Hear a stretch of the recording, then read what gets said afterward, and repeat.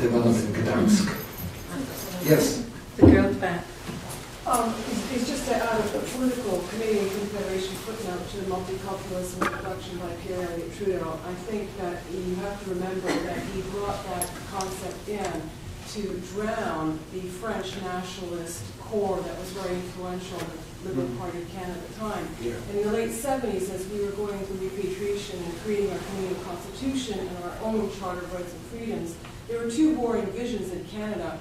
And it was one that recognized that you had two founding societies, one British and one French. And there was a fear by Trudeau that if you lent credence to the French founding father concept, that you would be playing into the xenophobic Catholicism that was going to give rise to the separatism that came through. And it will be really ironic as I look at most people in this room, and you may be confronted with a political choice in the years to come. Will you vote for a separatist Quebec, which is one that will maybe embrace more Canadian values, or that multicultural Canada? Well, it's a good question, and you know what? If I can answer that? Yeah. I asked myself that question before because many of my friends are Quebecois. Many of my friends are Jews, you know. Perhaps I have more Quebecois associates than I have Anglophone. I mean Francophone than Anglophone these days. And in fact, je suis, chaleureusement accueilli par the communauté francophone, more so than the English community. I win awards from the French, not from the English. In fact, I'm non grata as a writer in Canada, in English Canada, but as I joke with my French friends, I'm their totemic Englishman. I'm their English speaker. I'm their own tête carrée, you know.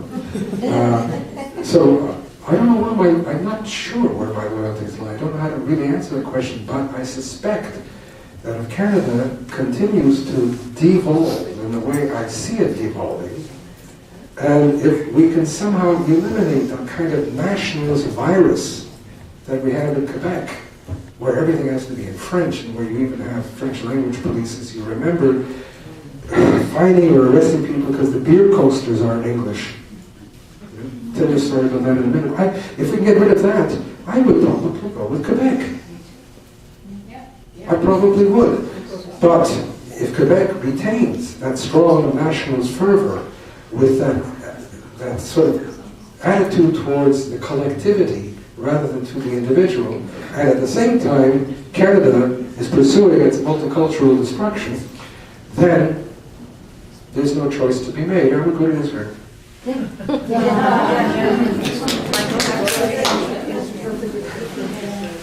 David, the words are inspirational, but I'm still a pussycat. I really like that phrase, multicultural harmony. Understanding respect for each other, intercultural, giving to each other. We, in this area, our Jewish traditions, our institutions were set up to say we have been hurt, but we are going to open our institutions to everybody. It's a good feeling. We remain credible. We are not frustrated, so that when we say it, we can knock it out of the park, like that lady who wrote the article in the Gazette. Which I haven't seen. I have to find it. Okay.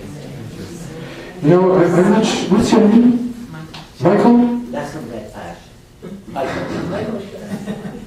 Oh, are you married to Evie? Oh, I know her well. No, Shafter. Oh, okay.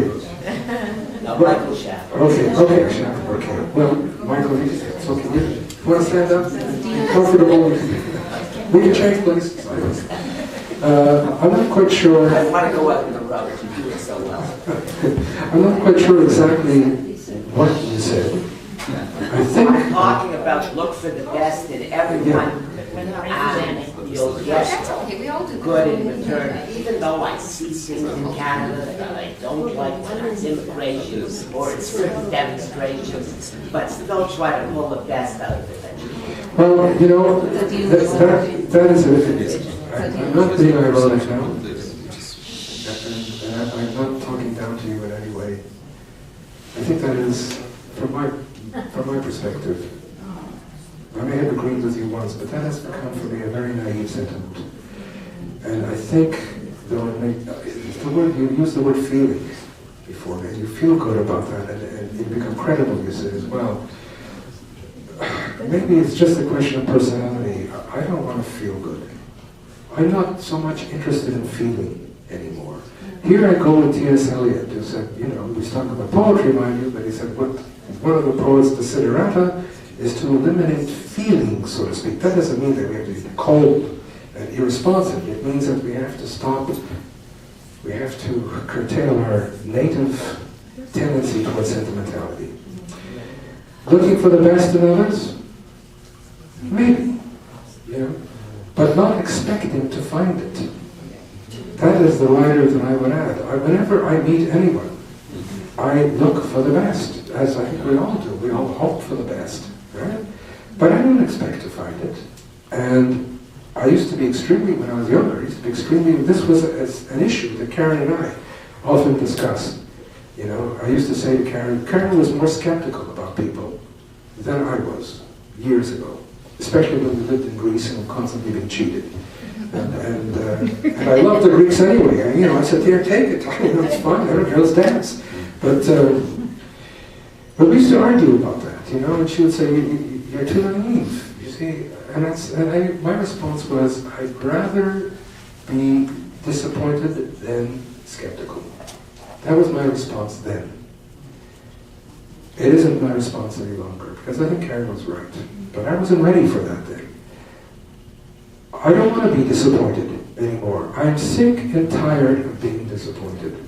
I'm sure I have done much harm to many people in my life. I will continue to do so even inadvertently.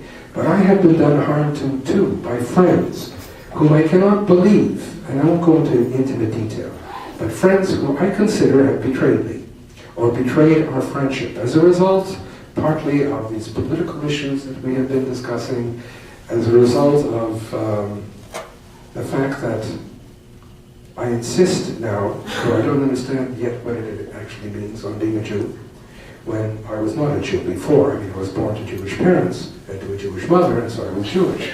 But I was Jewish by negative definition. It was other people who defined me as a Jew and beat me up for it. That's how I knew I was Jewish. I knew I was Jewish because Madame Laviolette, when I was 5, grabbed me by the collar when I was standing on the street curb on St. Joseph Street, and yanked me into her dank little mausoleum of a living room and set me in front.